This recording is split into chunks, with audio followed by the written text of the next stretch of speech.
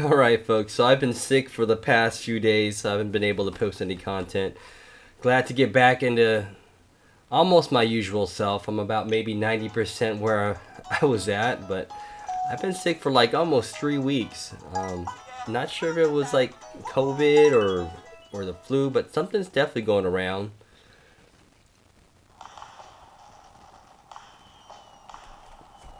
So just haven't been feeling myself. I've been sick with something. But yeah, just to continue, this is the Hori Split Pad Controller.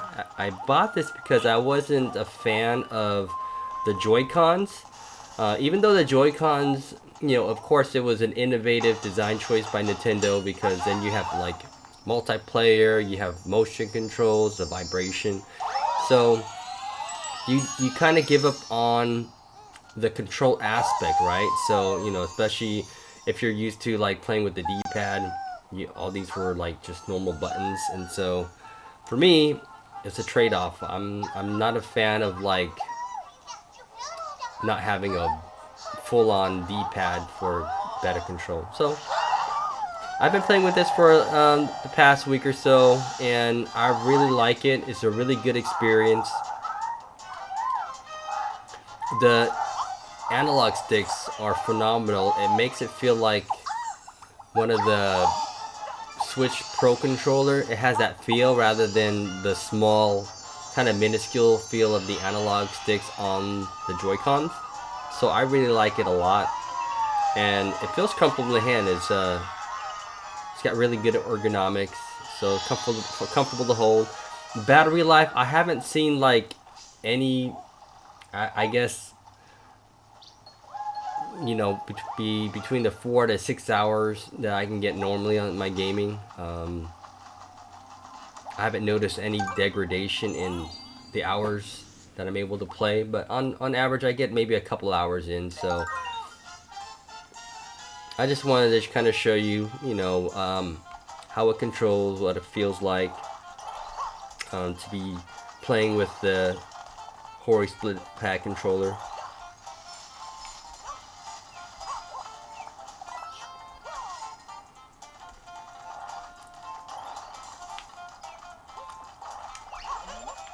Now, this is Super Mario 3D World, and it came out originally with the Nintendo Wii U, and I didn't buy the Wii U at launch. I was still big on PlayStation and the Xbox, and the Wii U didn't really capture my attention until later on. Maybe I waited maybe 6 months before I bought it. And one of the games that I wasn't sure how it was going to play was actually Super Mario 3D Worlds. Because I'm so used to Mario being a 2D game, and that transition, between, I guess besides Mario 64, I haven't really played a lot of Mario 3D type games. But this game is phenomenal. I would probably put this maybe top 5 Mario games of all time, if not top 3. This is, to me, I think still Mario Brothers 3 and maybe Super Mario Brothers World. Those are probably 1 and 2 interchangeably. For me, this could be number 3. So, and there's still folks who've never played this game, and if you don't have it, I highly recommend you go out and play it. Still one of the best Mario games out there. The level design, the innovation in some of the gameplay mechanics, the controls are phenomenal, and then just all the different power-ups, especially this cat suit. I think it's game changer.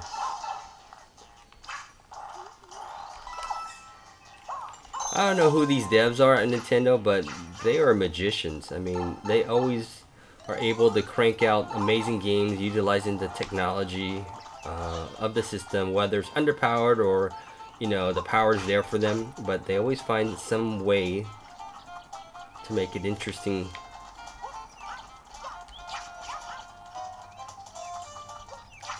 Oh, can I get up here? Oh, okay, let me just go down this route. Let's go. I remember with the analogs, the Joy-Cons, dude, grabbing a hold of this rabbit was terrible. Alright. Big rabbit. Giant Godzilla Mario. Boom. I am giant.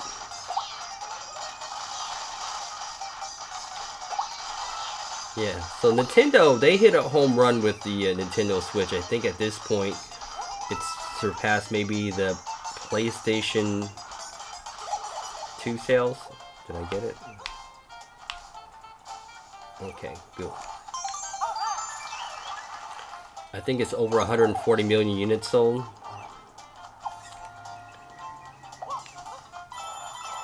And the PlayStation 2 was the go-to console. So between PlayStation, Xbox, you know, the Wii U was in third place, Xbox in second, PlayStation 2 was just the crowning achievement when it came to the consoles at the time. People were looking for something different. And then PlayStation 3 came out, then Xbox 360, so, you know, you've got that console war, just different console wars in general. I've always been like console agnostic. I don't have one particular console I stick with. I like them all, because every console has different games and exclusivities, or exclusive titles. But the way I usually buy games, if it's multi-platform, I try to find whatever platform the gaming developers started production on. I'll buy that version of it instead of the port. And then of course Nintendo, you only find Nintendo games on Nintendo consoles. So, but you know, Nintendo at one point was in precarious times.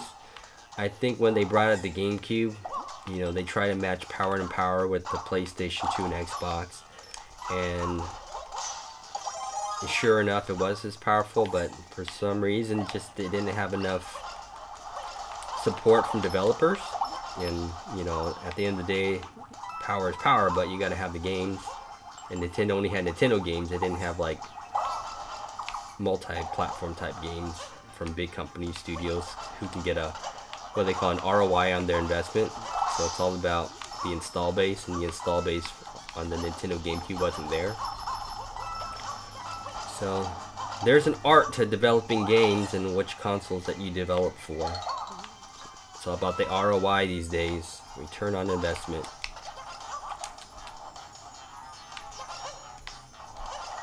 What the heck? Ooh, I'm having just the earliest time trying to get this. Oh, I suck. Alright. Alright, let me see. Give it a go. Ah! Dang, that was tough.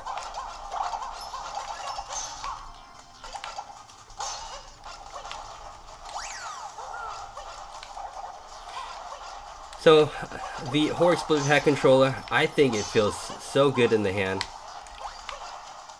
I do miss a little bit of the vibration that you get from the Joy-Cons, but as far as like controls and having a real analog stick for control, I mean, that in itself is what makes the game experience in handheld mode special to me.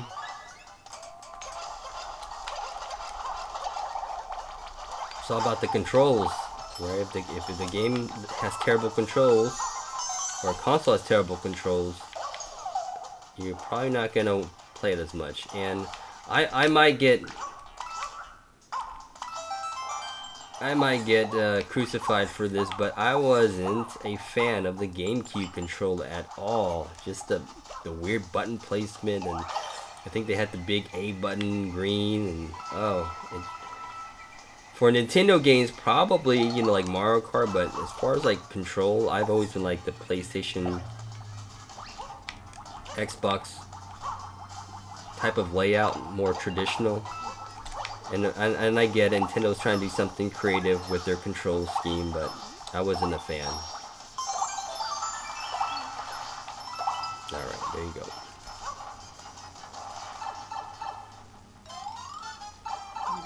And this right here controls the camera angle.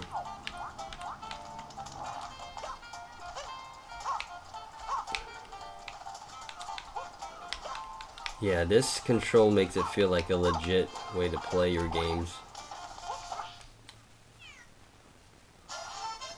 Now, probably my next one, I'll probably use the D-pad to kind of show that off. But as far as the analog stick on this,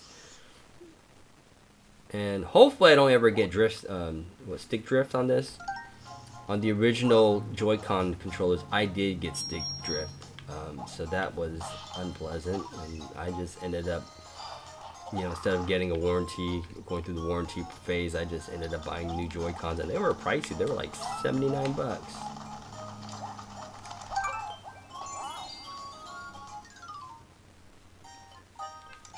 Alright, I'm gonna go.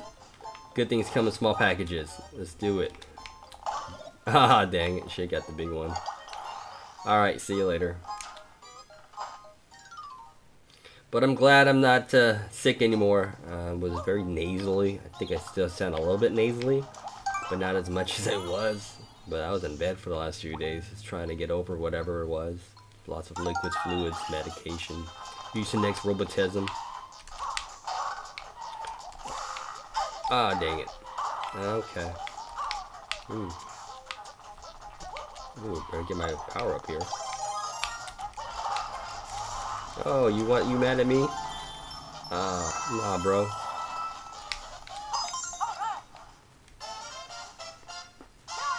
Someone was asking me about the battery life on the console now that I've got the new Hori Split Pad controllers on.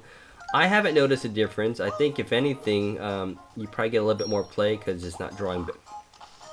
I don't know if it's not drawing battery, but I've only played at the very most in handheld mode like an hour or so, an hour or two. And that's probably as much game time as I get. Then I'll put it down. But as far as like it, killing battery life on the console, I haven't noticed it. You still get between, a pretty good 3 to 5 hour battery. And this is not the OLED version. This is still the old school. These are old school Nintendo Switch, not the OLED. I think I'm gonna wait till I get the Switch 2 before I make the jump again. But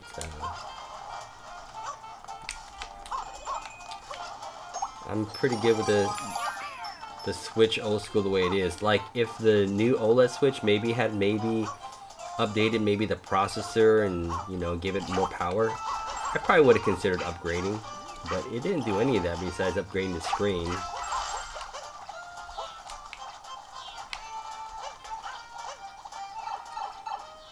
And I always thought that the dock was going to be able to provide more power to the unit. I think there was an opportunity there at one point to have more power to provided to the Switch from the dock. And I think they were thinking about it. They just probably didn't have time to implement it. Nice. Got me by 1 up. But I think in the Switch 2, I think they're going to lean into that. They're going to find a way to draw power, performance from having the dock, which makes sense. And I think they, the way they handled this generation of power consumption is if you played handheld, it's 720p, and if you wanted 1080p, you get it all docked. But I'm so glad they ported this game over to the Switch. It was stuck on the Wii U for a while, and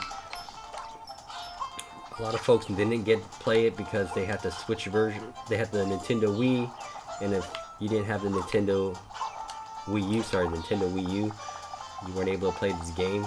And to this day, I think it's still, top 3 in my book.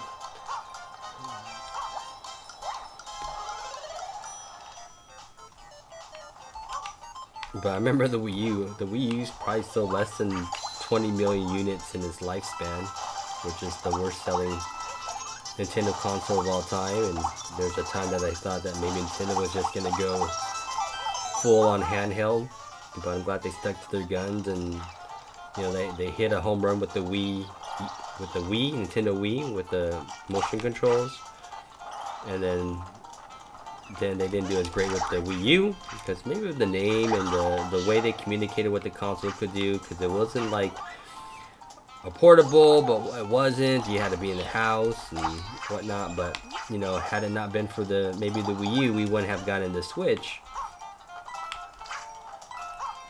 So things happen for a reason, and I'm glad Nintendo was able to find success and still in the bread and butter handheld, and bringing console graphics to the portability mode, right? To be portable.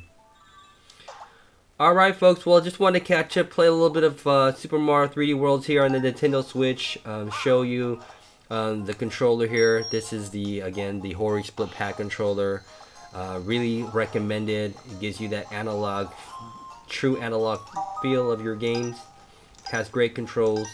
I'll still continue to use this for the next few months, but for the most part, highly recommended. I'd probably give this an 8 out of 10 if you're looking for my review score on this, based on comfort, usability, and overall performance.